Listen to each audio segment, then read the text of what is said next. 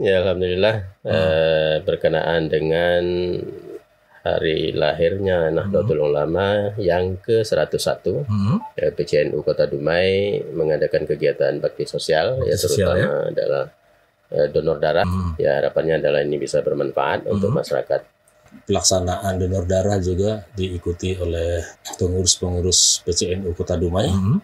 Syukur alhamdulillah masyarakat juga memberikan atensi yang cukup kuat untuk pengurus PCNU Kota Dumai pada saat pelaksanaan itu.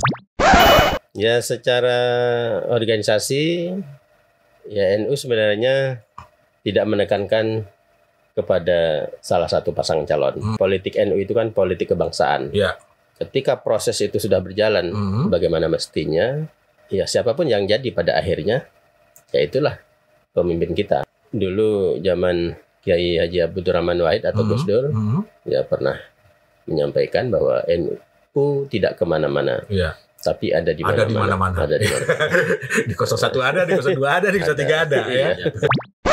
Sebenarnya antara umarok dan ulama itu harus bersinergi, harus bergandengan tangan, harus bersama-sama di dalam mengurus umat, bangsa dan negara. Kalau di zaman dahulu, ya, zaman Rasulullah, sahabat, ya, bisa dipastikan pemimpin itu juga seorang ulama. Tapi intinya bahwa menjadi umarok juga tidak harus ulama, ya, tidak harus. Kalau ulama malah bagus, gitu kan.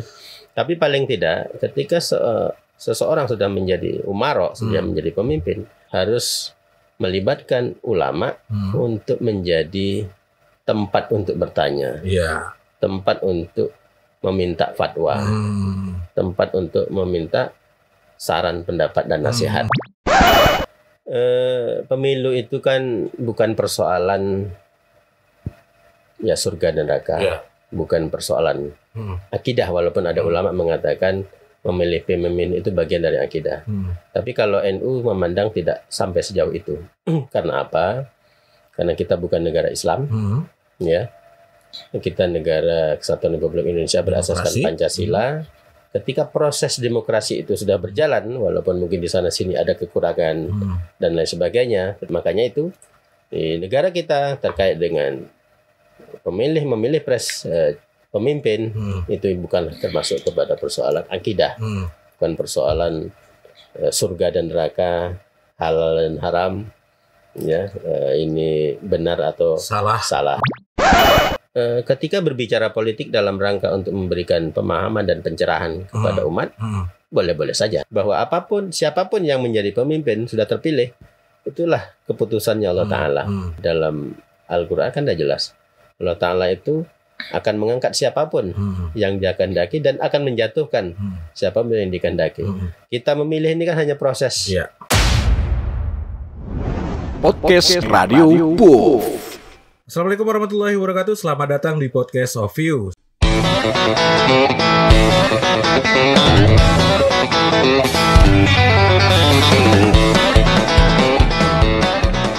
Senang sekali saya Baim bisa kembali hadir menyapa sobat podcaster yang ada di seluruh Indonesia. Dan di kesempatan malam hari ini kita sengaja menghadirkan pengurus Nahdlatul Ulama Kota Dumai, ya. Bersama saya ada ketua dan wakil ketua bendara ya. Oke, selamat malam. Assalamualaikum, Pak. Waalaikumsalam warahmatullahi wabarakatuh. Bukan orang lain nih. Ya, sebenarnya saya sampaikan dulu terlebih dahulu, kedua orang hebat di depan saya ini adalah guru-guru saya di MTS negeri, ya. Dulu statusnya masih YLPI, Pak, ya. YLPI tahun berapa Pak mulai negeri dulu, Pak? 97 ya. Maret. Nah, udah negeri statusnya sampai hari ini. Masih berkegiatan di sana, Pak? Sebagai guru? Saya sendiri sudah enggak lagi, Pak Sumaji? Saya sendiri masih sebagai guru, tapi di MTSN 2 Pelintung sekarang. Di Pelintung mana nih? Iya. Tunggu saya ingat dulu kelas baliknya dulu. Yang saya ingat Pak Ansori dulu ngajar saya di SKI kalau nggak salah, Pak. Betul. Sejarah Kebudayaan Islam. Pak Sumaji dulu, Pak ya? Dari dulu sampai sekarang itu masih ngajar bidang studi IPS. IPS ya? Oh iya, yang umum ya. Oke. Di hadapan saya ada ketua dari Nahdlatul Ulama Kota Dumai, Bapak Ansori, ya seperti saya sampaikan tadi, dan ini adalah wakil ketua bendahara. Wakil ketua bendahara. Wakil ketua bendahara. Oke, silakan Pak. Ya, ini berkaitan dengan yang kita obrolin tadi di luar, bahwasannya Harlah NU, ya. Yang keberapa Pak? Yang ke-101. Tepatnya tanggal berapa kemarin Pak? Tanggal 31 Januari. 31 Januari yang ke-101. Ya. Sudah sangat tua sekali ya. Kaum Nahdien gitu ya. Jadi kalau kita ngomongin ada NU, ada Muhammadiyah ya. Sama aja sebenarnya ya. Mungkin ketemunya nih orang di awam biasanya ketemunya polemiknya pas mau dekat Idul Fitri nih Pak. ya. Oke, dalam kegiatan Harlah kemarin di Kota Dumai ya, apa saja udah kegiatan dilakukan Pak? Ya alhamdulillah berkenaan dengan hari lahirnya Nahdlatul Ulama yang ke-101 PCNU Kota Dumai mengadakan kegiatan bakti sosial ya terutama adalah donor darah. Ya, alhamdulillah di saat itu kita bisa mendonorkan darah untuk 37 kantong ya alhamdulillah ke PMI. Ya harapannya adalah ini bisa bermanfaat untuk masyarakat Kota Dumai khususnya dan siapapun yang membutuhkan yang sedang dirawat di Rumah Sakit Umum Daerah Kota Dumai ini.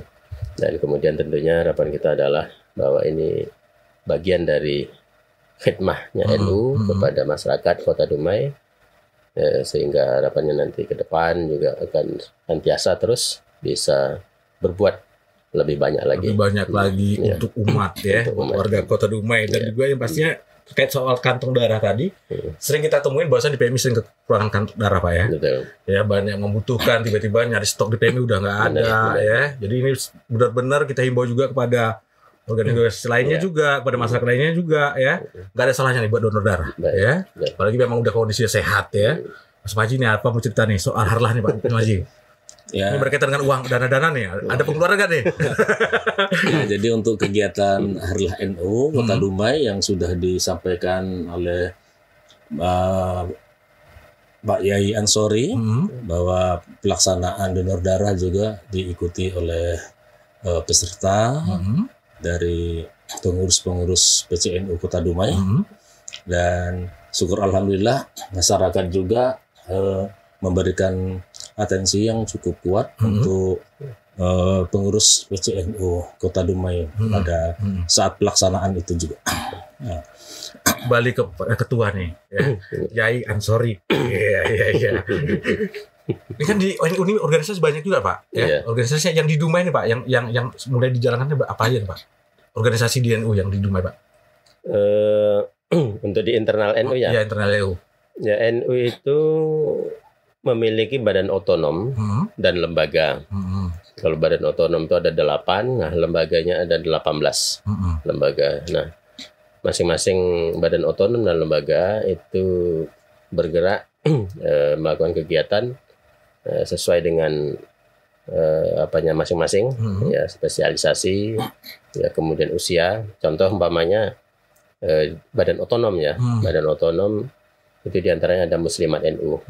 Muslimat NU ini diibu dari kalangan warga Nahdliyin yang memiliki komunitas sendiri, yang mereka kemudian membuat kegiatan-kegiatan yang juga terkait dengan persoalan keumatan, terutama juga berkait dengan bagaimana menjadi seorang ibu yang baik, yang pada akhirnya akan menghasilkan atau melahirkan anak-anak yang juga tentunya bisa menjadi generasi penerus yang bermanfaat, yang siap dan kemudian sehat lahir dan batin, terutama terkait dengan pendidikan agama.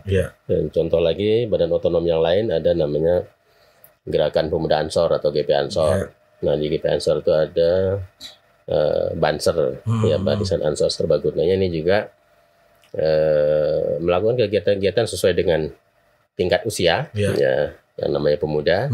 Ya tentu ini berkaitan dengan bagaimana pemuda juga ikut terlibat secara aktif, terutama untuk bagaimana Kota Dumai supaya tetap kondusif, dan bahkan ketika beberapa tahun yang lalu kita mengalami musibah kebakaran, ya mereka juga ikut terjun langsung, ya bersama-sama dengan pihak TNI Polri ya ikut memadamkan api di beberapa titik di Kota Dumai. Itu contoh-contoh. Tapi dilatih dulu kan Pak? Ya ada dilatih, ada yang kemudian spontan saja. Ya, tergantung kebutuhan. Jadi niatnya kalau nggak dilatih, niatnya nyelamatin orang, malah dia diselamatin gimana dong Pak? Ya. Karena memang berdampingan dengan pihak TNI Polri tentu juga didampingi dalamnya pihak TNI Polri yang sudah lebih paham dengan bagaimana mungkin dibantukan di lini belakang saja lah ya. Banser, Ansor. Saya ingat, saya juga pernah dulu di Ansor ya Pak ya. Saya juga pernah tergabung di PKB juga dulu ya. Tapi udah lama sekali Pak ya. Masih sekretariat di Wisma Mini dulu. Betul. Seingat saya ya. Jandur kuning. Iya. Almarhum Pak Udin Maminasa. Iya benar ya. Sempat aktif juga beberapa lama dan hilang begitu saja. Program-program NU Pak ya, yang selama ini Bapak udah berapa lama menjabat sebagai ketua? Baru setahun 3 bulan. Setahun 3 bulan ini. Oke. Dari hasil musyawarah tentunya. Ya pastinya itu, dan di SK-kan oleh PBNU, Pengurus Besar Nahdlatul Ulama Jakarta. 1,5 ya, hampir 1. Ya hampir lah. Jadi tepatnya setahun 3 bulan. Karena mulai dari bulan Agustus, 24 Agustus 2023. Tapi sebelumnya udah memang masuk di jajaran juga ya. Ya, wakil ketua, sebelumnya lagi wakil sekretaris. Jadi memang kita mengikuti di organisasi NU itu semenjak zaman kepemimpinan orang tua kita dulu. Ada namanya Pak Haji Yusuf Tamrin, kemudian ada Pak Haji Umar Maya, ada Pak Hamdan Kamal, Pak Dr. Andes Darawi, kemudian baru ini saya. Pak Darawi berarti kepala sekolah MAN dulu Pak? Iya, kepala MAN dan juga mantan Kakan Kemenak Kota Dumai. Iya. Intinya proses kaderisasinya berjalan. Karena tidak instan juga. Tidak. Karena dari ini ada yang instan loh Pak. Alhamdulillah kita melalui proses kaderisasi yang cukup panjang, karena sebelumnya juga saya kan juga pernah menjadi ketua Ansor Kota Dumai. Jadi memang begitulah idealnya menjadi ketua atau pengurus di NU itu. Memang idealnya harus melalui proses kaderisasi. Ya. Jangan baru 3 hari dapat KTR langsung jadi ketua umum ya. Tapi ada loh fenomena itu ya. Itu kan masih ya. Ini masih heboh-hebohnya nih Pak Maju juga ya. Tahun politik ya. Tahun politik wajar. Tahun politik ya. Terus yang sekarang kita lagi nih masalah presiden. Ya. NU gimana nih sikapnya Pak?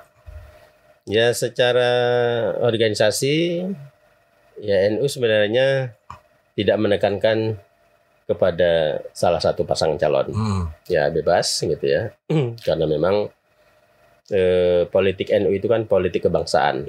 Di mana bahwa NU ketika proses itu sudah berjalan bagaimana mestinya, sudah ditetapkan oleh KPU, maka ya siapapun yang jadi pada akhirnya ya itulah pemimpin kita.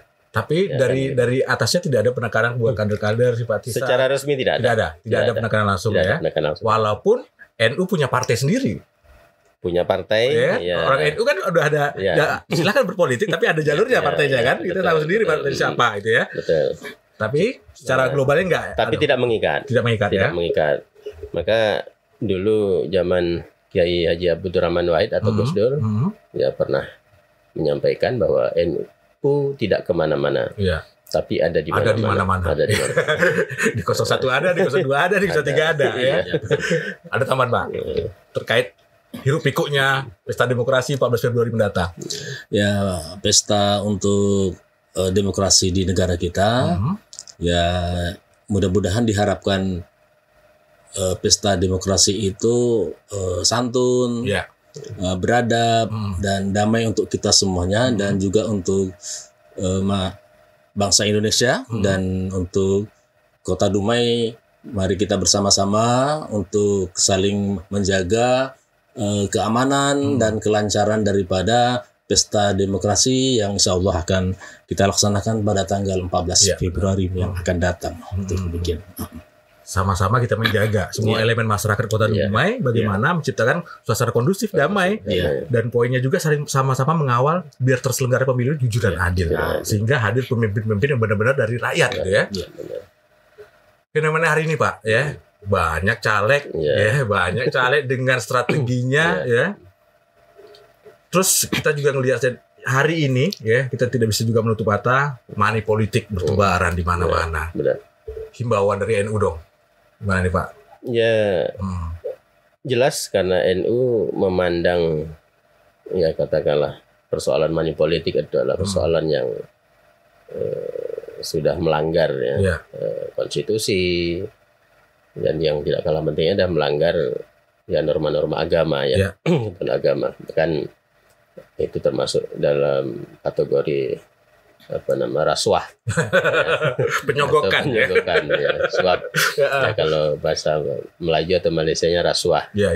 Kalau dalam bahasa agama, dalam Al-Quran itu ya rosi al-wal murtasi, ya, yang menyuap dan yang disuap sama. Itu final, sama-sama masuk. Nah, artinya bahwa menghalalkan segala cara dalam hal untuk mendapatkan dukungan suara, itulah yang bertentangan dengan nilai-nilai agama dan nilai-nilai demokrasi, di mana ketika seseorang memilih caleg tertentu dengan dasar karena ada sesuatu yang berbentuk materi, ini tentunya ya, tidak diharapkan. Nah, dikhawatirkan dari hasil nanti kalaupun mereka jadi, ini tentunya tidak akan menjadi wakilnya rakyat kan begitu, dan akan mencederai daripada nilai-nilai demokrasi itu sendiri. Dan kita sudah merasakan mungkin beberapa kali mengadakan pemilu, bisa dipastikan bagi yang caleg melakukan itu, bisa dipastikan mereka tidak akan hadir di masyarakat, apalagi bermanfaat bagi masyarakat. Nah itu mudorotnya lebih besar kan begitu. Kenapa? Ya ketika mereka di dalam proses demokrasi ini sudah mencederai nilai-nilai demokrasi, sudah masyarakat sudah dibeli, bahasanya ya, suaranya dibeli, otomatis nanti ketika mereka jadi ya ibarat orang jual beli, transaksi ya otomatis setelah anda beli itu tuh nggak ada lagi kembalian itu. Kan begitu. Uangnya pas. Nah, jadi ini kita sayangkan dan jangan sampai terjadi, walaupun mungkin tetap ada, tapi masyarakat juga harus cerdas. Ya, jangan ambil uangnya, juga jangan dipilih orangnya. Jadi tapi sekarang masyarakat fenomenanya Pak, ambil uangnya jangan pilih orangnya. Ya, itu juga kurang pas. Kurang pas juga pas. Jangan ambil uangnya. Karena masih banyak caleg-caleg kita yang potensial yang insya Allah mungkin benar-benar ingin memperjuangkan kepentingan rakyat, daerahnya kan begitu. Jadi ngapain kita memilih orang yang pada akhirnya nanti tidak akan memberikan manfaat pada masyarakat dan daerah. Salah satu mudorotnya kalau saya boleh ngomong, endingnya ini yang punya kepentingan bisa tersisihkan, ya. Jadi kita tidak memberi kesempatan kepada orang yang benar-benar berbuat untuk rakyat, punya kemampuan, dikalahkan dengan money politik tadi. Itu sangat disayangkan. Mas Maju ada tambahan? Ya, dalam pelaksanaan Pilpres ini juga ada juga nanti kan pileg ya, pemilihan legislatif di khususnya Kota Dumai juga dihimbau kepada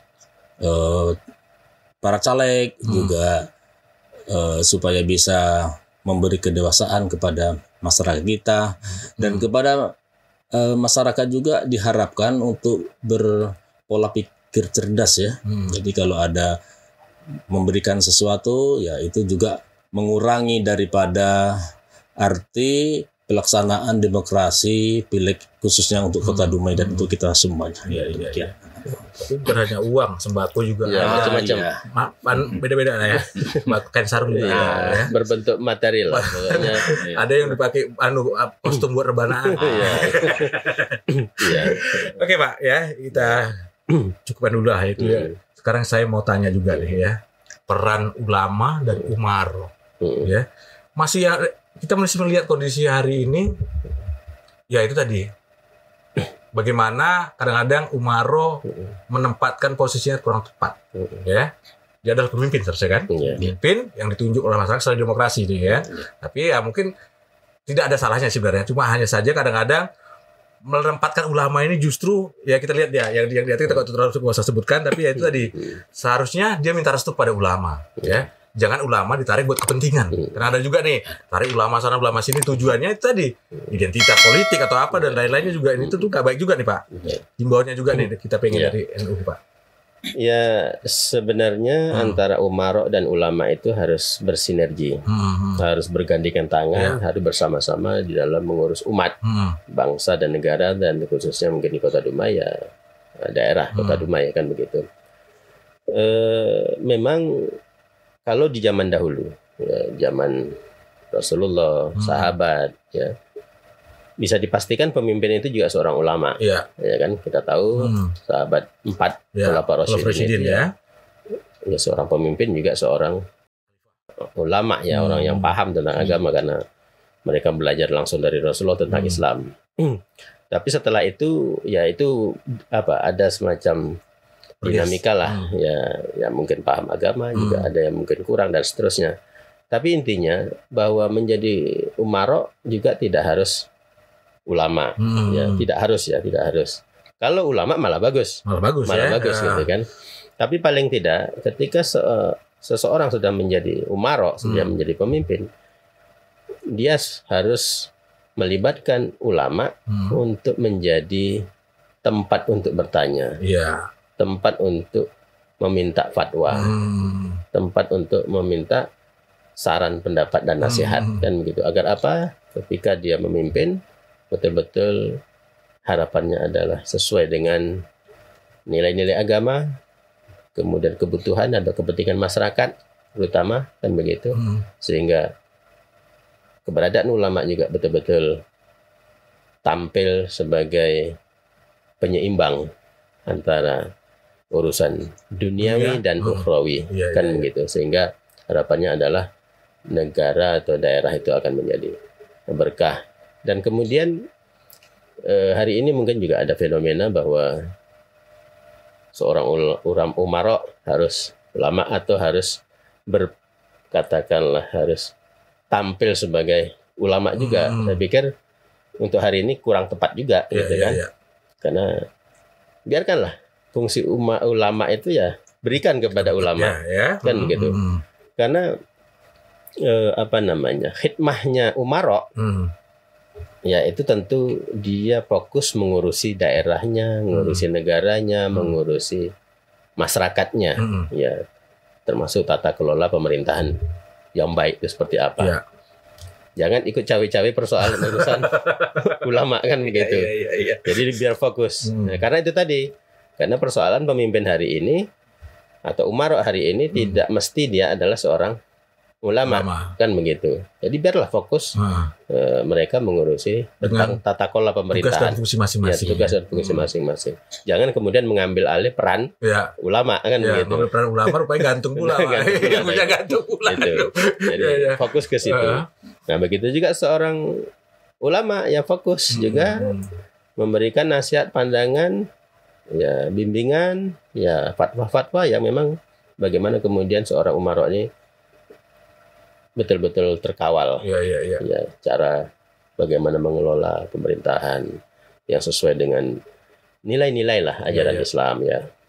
Dan tentunya juga bagaimana kemudian bisa memperhatikan kepentingan-kepentingan umat Islam terutama tanpa menyingkirkan kepentingan umat dan agama lain ya. Karena kita ada negara Kesatuan Republik Indonesia, di sana ada 6 agama resmi yang memiliki hak yang sama. Maka mereka juga harus diperhatikan sesuai dengan porsinya dan begitu. Nah ini sehingga ulama juga jangan cawe-cawe urusan persoalan pemerintahan yang sesungguhnya juga tidak tahu betul juga kan gitu.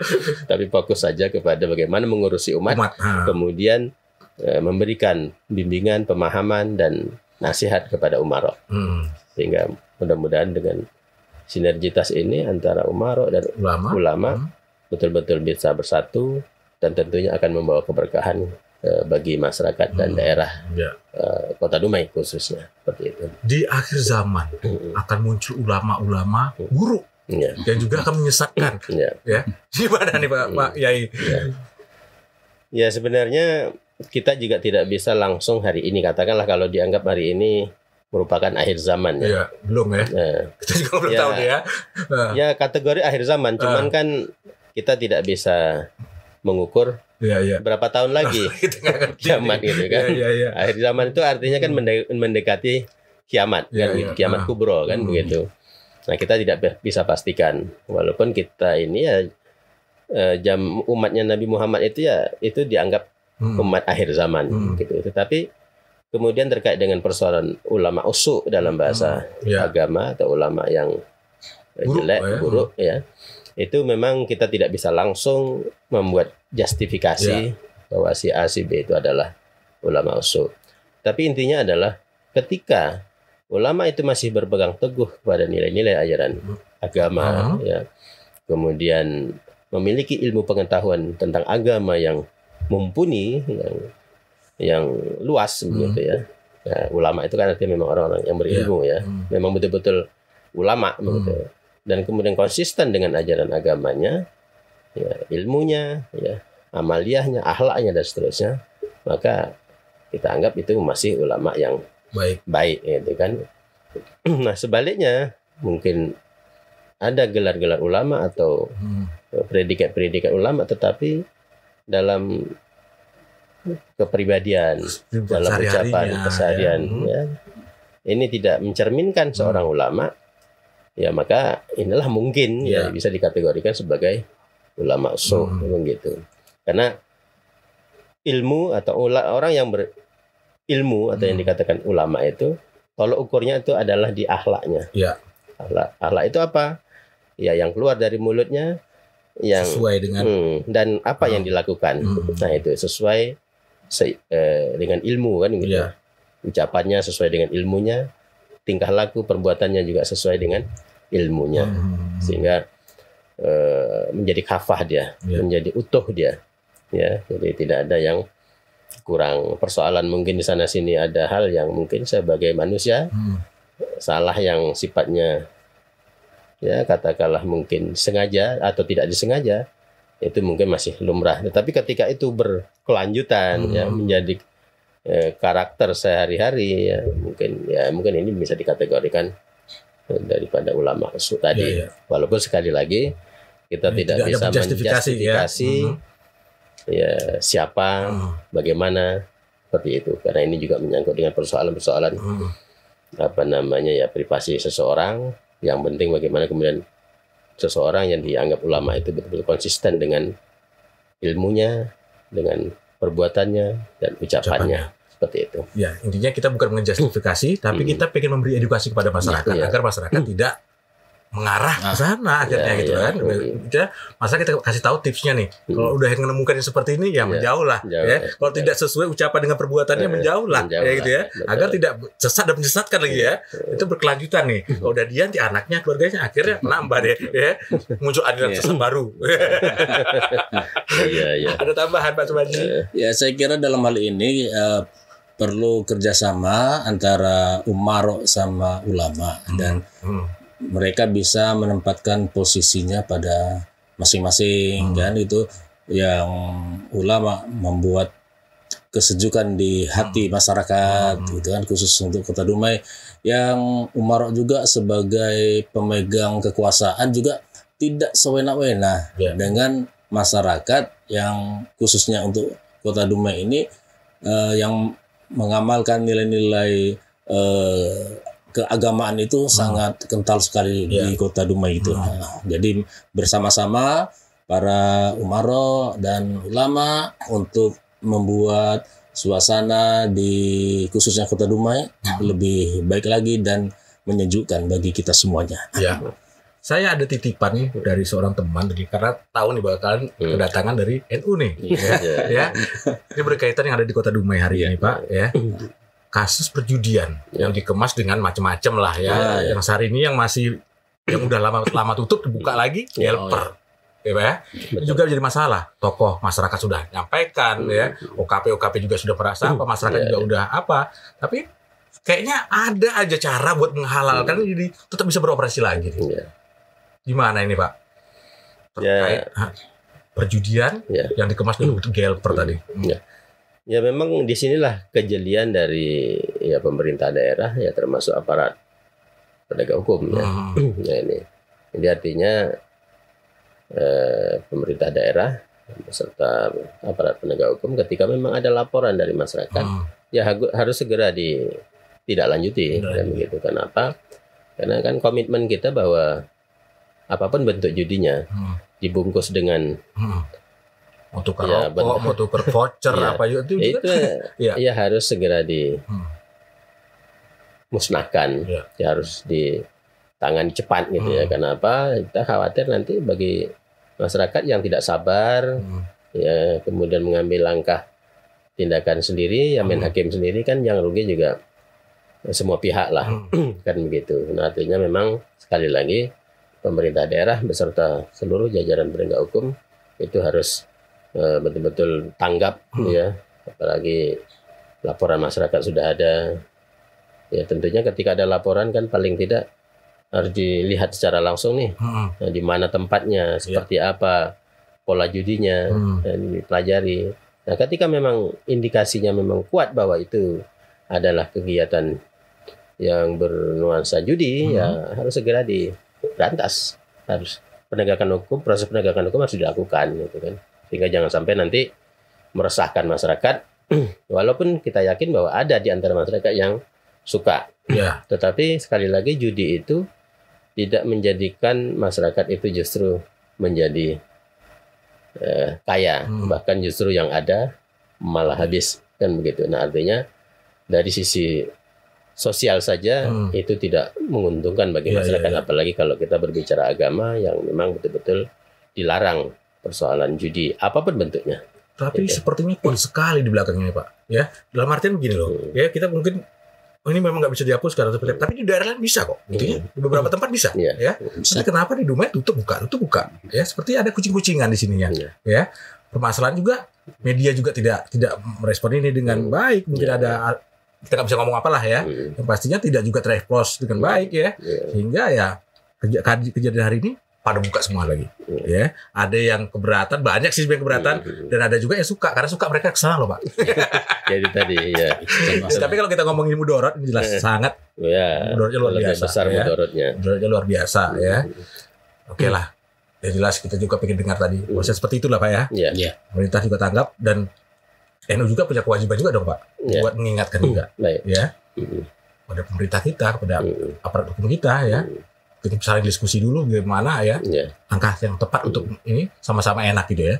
Jadi Dumai bisa lebih apalagi lah ya. Berkaitan dengan yang kita bahas tadi, masih lagi kita balik lagi ke politik ya. Ijtima ulama Pak. Ini ada nggak kaitan dengan NU Pak di sana? Kan kita ada nih Ijtima ulama zaman 2019 lalu Prabowo udah ya. Sekarang udah beda nih Ijtima ulamanya Pak ya, ke 01 ya. Gimana nih? Mungkin di antara ulama atau kiai NU mungkin ada ya.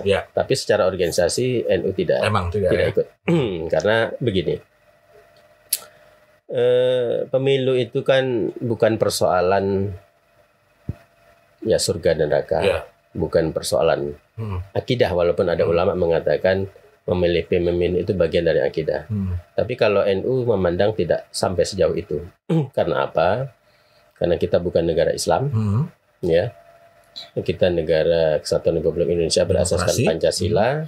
Ketika proses demokrasi itu sudah berjalan, walaupun mungkin di sana sini ada kekurangan dan lain sebagainya, tetapi ketika itu sudah berjalan dan sudah berproses, sudah ada keputusan dan seterusnya, maka tidak ada yang boleh mengatakan bahwa nomor 1, 2, dan 3 ya, diantaranya itu yang tidak boleh dipilih dan ini wajib dipilih. Tidak ada bahasa itu.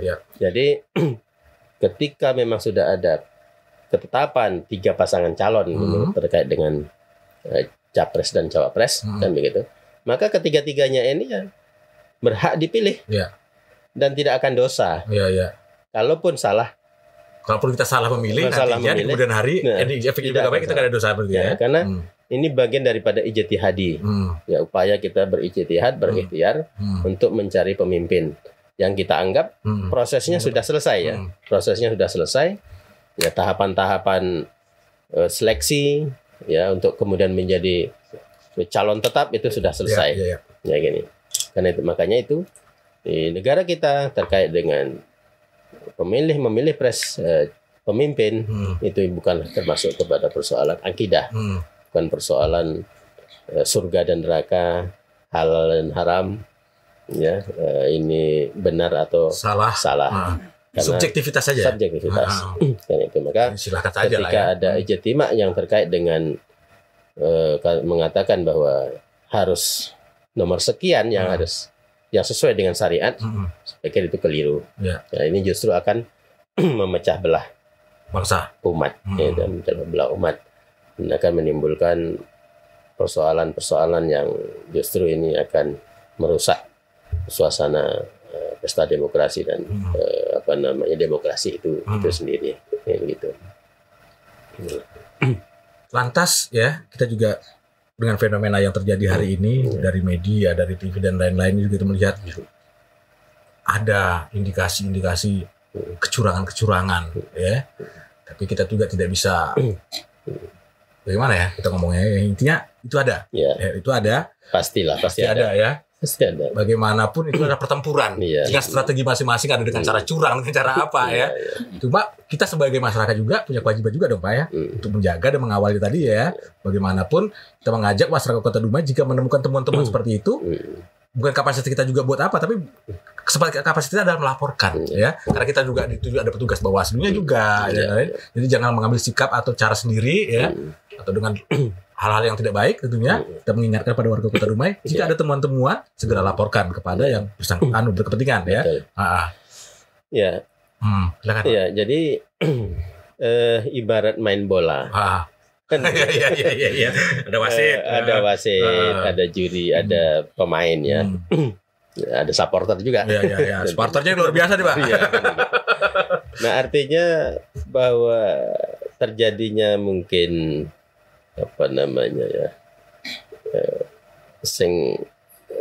sentuhan tubuh yang mengakibatkan mungkin pemain lain atau lawan itu mungkin terjatuh, bahkan mungkin cedera dan lain sebagainya. Ya begitulah dia. Yang namanya ini kompetisi ya. Kompetisi.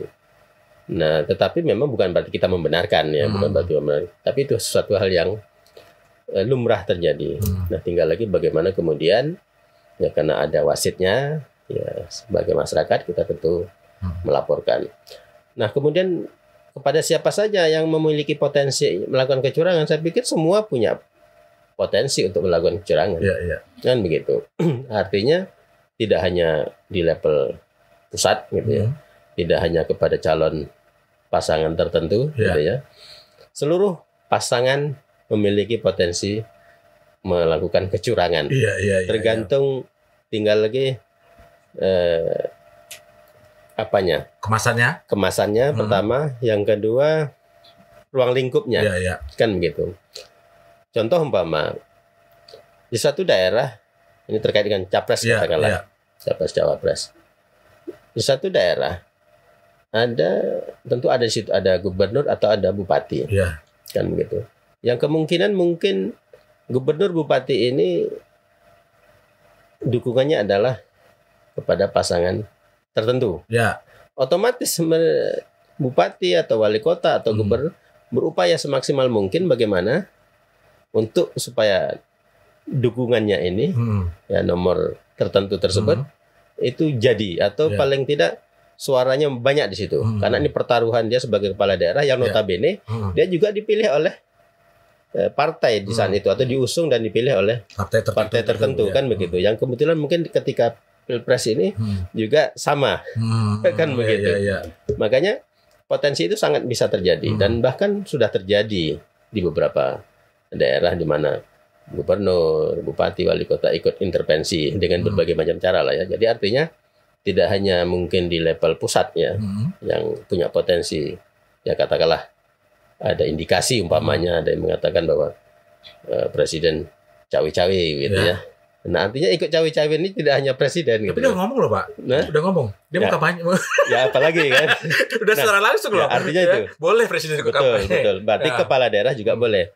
Kalau sekedar kampanye saja mungkin tidak ada persoalan karena memang dilindungi. Ya, sekarang undang-undang kan. Cuman persoalannya intervensinya ini tadi. Iya, itu tadi, Pak. Artinya tidak hanya level presiden, tapi juga bisa gubernur, bisa bupati, wali kota. Bawahannya jajarannya. Siapa kepala daerahnya di situ, otomatis dia akan berupaya memenangkan calon pasangan presidennya sesuai dengan partai yang mengusung dan kemudian sama partainya dengan dia. Kan begitu. Jadi potensi untuk melakukan kecurangan itu kepada siapapun bisa terjadi. Hanya saja dalam undang-undang pemerintahan kita ya boleh berkampanye namun harus cuti. Harus jangan menggunakan fasilitas negara ya. Kalaupun mau kampanye kan partainya, partai yang di selama ini ya. Tapi yang terjadi hari ini apa di bawah artinya memang itulah dia tadi ibarat main bola tadi ya memang tidak bisa dihindari, tidak bisa dipungkiri bahwa sekali-sekali di antara pemain itu ada yang ya bermain kasar tadi kan. Ya apa namanya bagaimana supaya pemain lawan itu terjatuh dan sebagainya macam. Jadi itu. Jadi makanya ada kartu kuning kartu merah kan begitu. Cuman ya persoalannya kita hari ini dalam ya pemilu kita walaupun ada Bawaslu ya, ada Panwascam ya di setiap kecamatan. Cuman persoalannya kan banyak faktor. Ya karena prosesnya juga panjang. Jadi artinya ketika Bawaslu atau Panwascam menemukan terjadinya kecurangan-kecurangan di lapangan, ini kalau kita melihat dari prosesnya itu cukup panjang dan sepertinya susah juga untuk diterapkan. Ya di situ mungkin sisi lemahnya. Kenapa? Karena memang untuk memastikan bahwa satu kejadian itu merupakan pelanggaran pemilu itu harus ada saksi. Ada pelakunya. Kemudian apa yang menjadi yang dilakukan atau kalau mungkin ada apa namanya money politik dan segala macam mungkin apa bentuknya.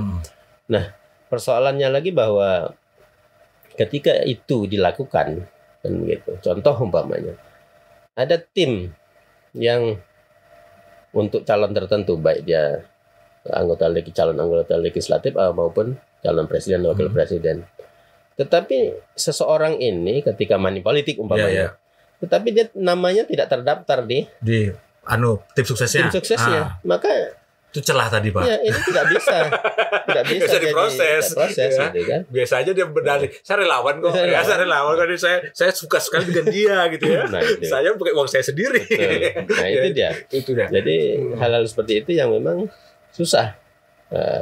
Bawaslu sendiri juga kesulitan untuk menangani hal-hal seperti itu sehingga ya wajar saja kadang-kadang ya mereka tutup mata juga gitu kan karena kalau diproses pun nggak nyampe juga gitu kan. Makanya ya inilah mungkin keunikan Indonesia itu bagaimanapun rapinya aturan yang celahnya juga tetap dibobol kata Bapak Batul Korea jadi tapi yang penting menurut saya adalah bahwa yang penting bagaimana ya proses demokrasi, proses pemilu ini ya tetap berjalan damai, kondusif, walaupun di sana sini mungkin masih banyak kekurangan, tapi adalah yang lebih penting bagaimana tetap jangan sampai dengan hanya persoalan pemilu, kemudian bangsa kita menjadi korban di mana persatuan dan kesatuan itu menjadi rusak, ya kan gitu. Kenapa?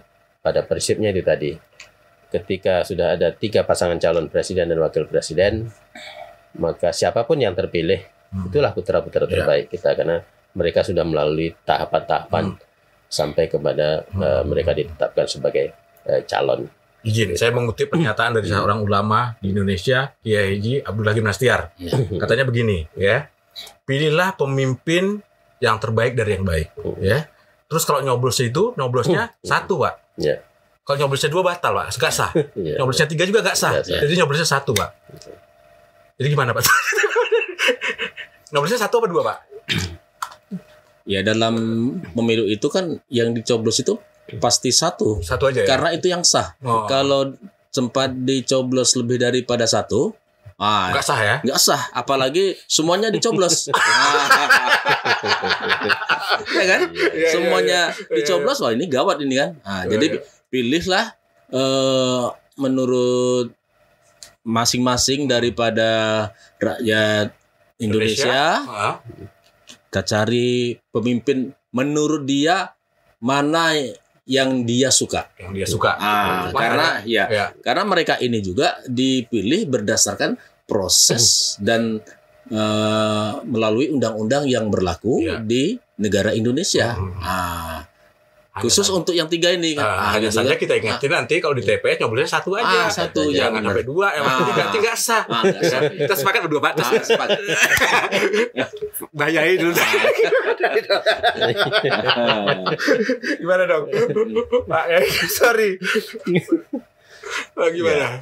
Ya artinya apa namanya bahwa persoalan memilih itu kan perasaan hati ya, perasaan, nggak bisa dipaksain juga. Nah, persoalan baik atau tidak baik dari yang baik gitu ya, itu juga relatif sih sifatnya.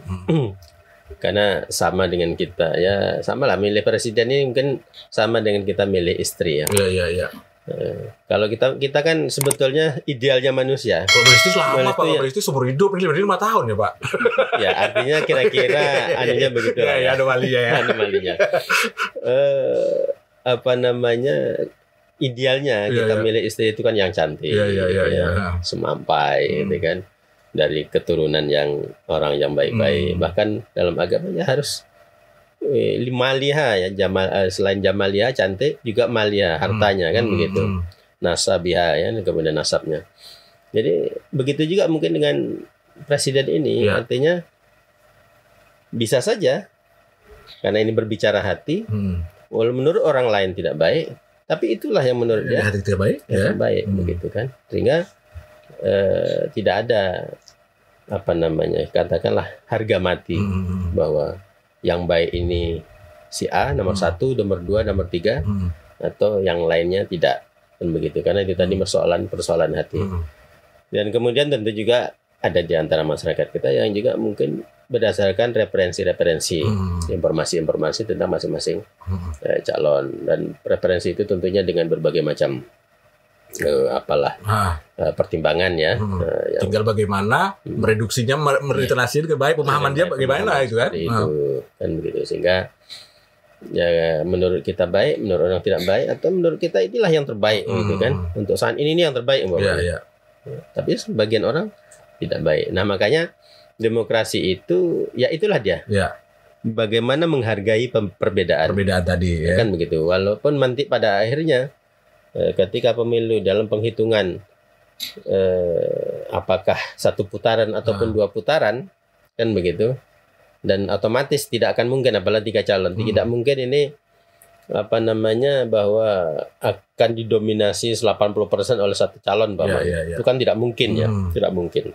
Nah artinya ketika katakan masih 50/1 karena 1 putaran mungkin ada di antaranya mendapatkan itu.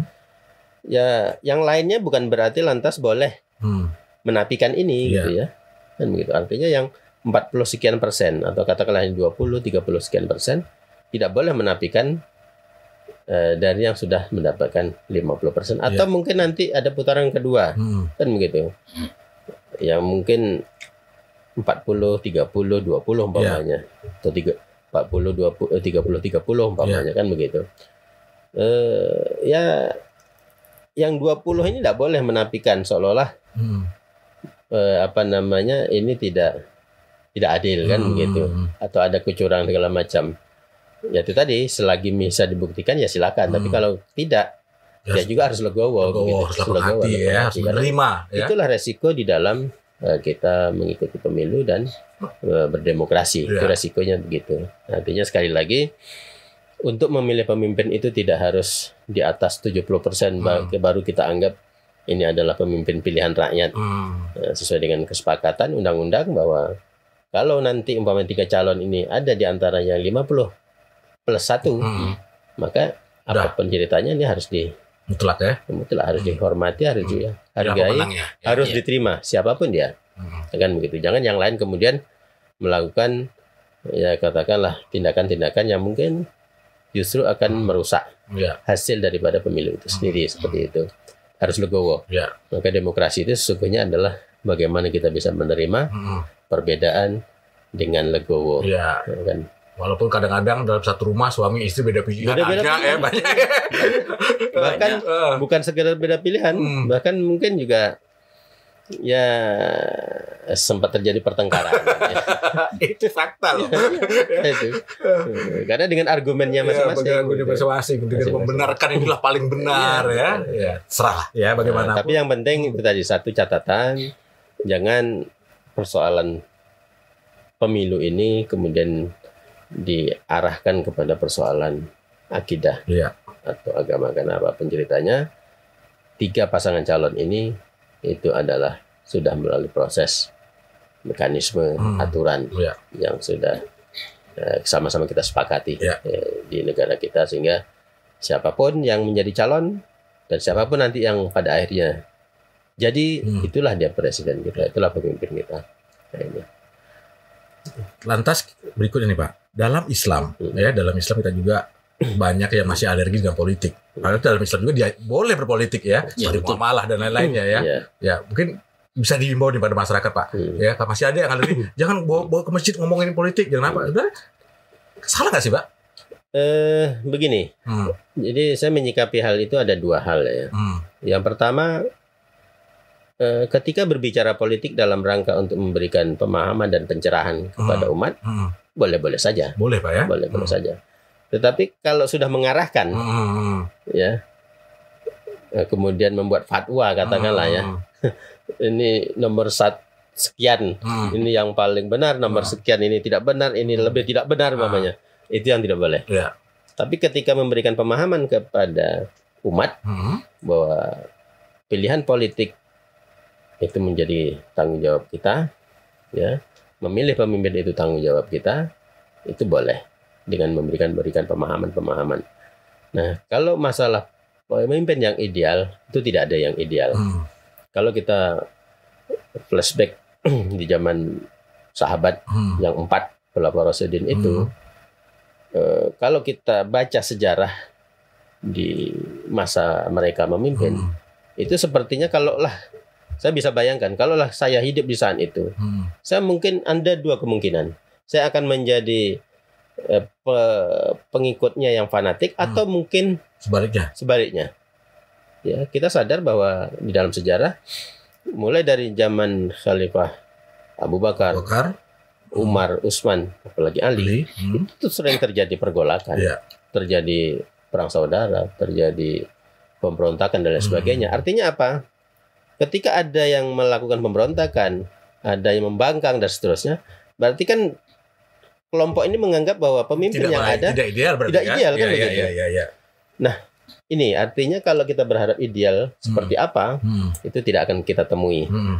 Khulafaur Rasyidin saja masih ada yang berontak kan begitu. Sama seperti konsep poligami, adil itu nggak ada juga Pak. Kan begitu. Yang adil itu seperti apa kita nggak tahu juga di tangan ada kan. Nah, puncaknya pertikaian itu kan di zaman Khalifah Ali ya kan, sampai kemudian muncul ada namanya kelompok kaum Khawarij gitu kan, yang menganggap bahwa Khalifah Ali sudah kafir, Muawiyah bin Abu Sufyan kafir. Nah, ini yang tidak boleh sebetulnya. Kafirkan orang itu tidak boleh. Nah, makanya apa? Bagaimana cara menyikapi pemimpin yang dalam tanda kutip siapapun dia tidak ideal tadi? Nah, kedewasaan kita bahwa siapapun yang menjadi pemimpin sudah terpilih, itulah keputusannya Allah Ta'ala. Karena di dalam Al-Quran kan sudah jelas, Allah Ta'ala itu akan mengangkat siapapun yang dia kehendaki dan akan menjatuhkan siapapun yang dikehendaki. Kita memilih ini kan hanya proses secara syariatnya saja. Keputusan akhir ada di tangan Allah Subhanahu Wa Ta'ala, sehingga siapapun yang nanti akan jadi, persoalan proses dengan segala dinamikanya, ya itulah yang ditentukan oleh Allah. Kan begitu. Persoalan mungkin nanti akan baik pada proses mereka menjadi pemimpin atau tidak, itu Allah Ta'ala yang menentukan, Allah Ta'ala yang punya skenario. Nah kan begitu. Yang penting kita berikhtiar. Nah, ikhtiar itu wajib, tapi hasilnya seperti apa itu mubah. Jadi tidak wajib.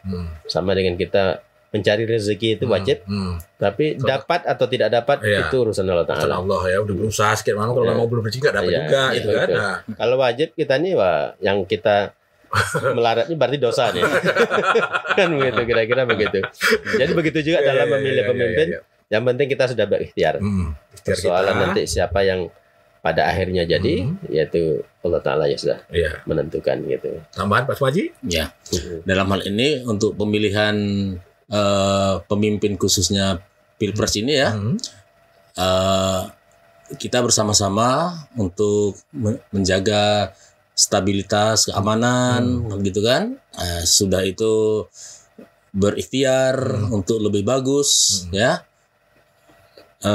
Lalu dilaksanakanlah proses demokrasi itu dengan pelaksanaan pileg, ya, dilanjutkan dengan Pilpres yang akan dilaksanakan sebentar lagi. Karena itu sangat penting sekali kan. Jangan pula nanti menganggap bahwa calon-calon yang lain itu buruk, calon saya yang paling benar kan gitu kan.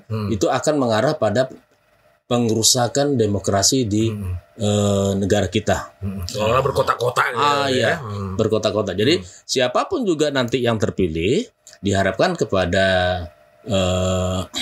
masyarakat, organisasi-organisasi, partai-partai, ya mereka harus juga tahu diri, kan bahwa menurut partai A harus ini, ternyata menurut warga negara yang lain tidak. Nah, jadi ikuti saja prosesnya, kan, sampai terjadilah pemilihan pemimpin di negara kita itu secara demokratis. Ya, gitu. Baik, terima kasih banyak atas kesempatannya guru-guru saya. Ya. Di sini adalah sebagai saat ini sebagai Ketua PCNU Kota Dumai, sebagai Wakil Bendahara, ya Mas Maji ya. Makasih atas kehadirannya, mudah-mudahan hadirnya kita obrolan ini bermanfaat buat masyarakat, memberi edukasi juga, dan kita ingetin lagi kepada masyarakat 14 Februari gunakan hak suaranya ya. Jangan sampai golput juga, nggak boleh juga Pak ya. Jangan golput, tapi gunakan hak suaranya dengan baik ya, sesuai pilihannya dengan hati nuraninya ya. Kita ingetin lagi ya Pak Sumaji ya tadi ya. Nyoblosnya satu aja ya. Jangan dua, jangan tiga. Itu nggak sah. Sampai ketemu lagi. Assalamualaikum warahmatullahi wabarakatuh. Bye. Assalamualaikum warahmatullahi wabarakatuh.